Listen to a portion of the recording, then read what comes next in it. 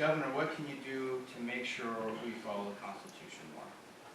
You just gotta first read the Constitution, understand it, and make sure that the agencies are staying within the boundaries of the Constitution. And you know, if you look at my record as a congressman, as a legislator, I've been known to be really high on the constitutional score. All the groups out there that rate congressmen based on their constitutional votes, I am always in the top 10% or higher of those members of Congress.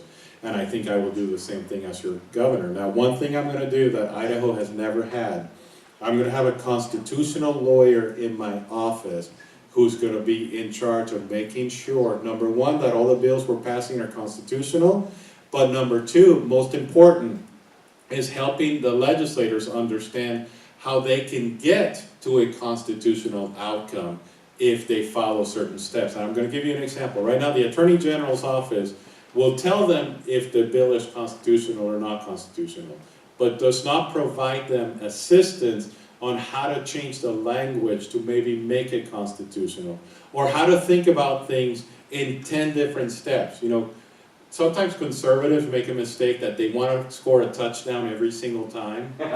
And sometimes we just need to advance the ball a few yards.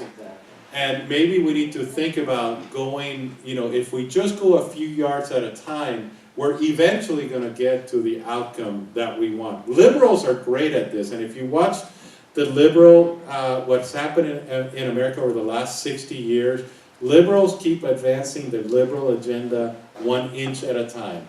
And every small victory they celebrate. We're not good at that as conservatives. We're like, hey, this wasn't a touchdown, so it wasn't worth our time.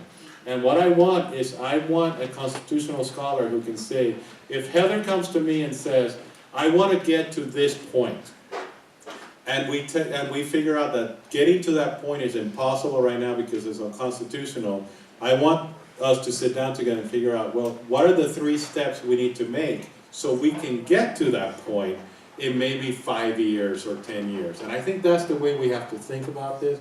So I'm going to have a constitutional scholar, attorney in the office making sure that we can do that.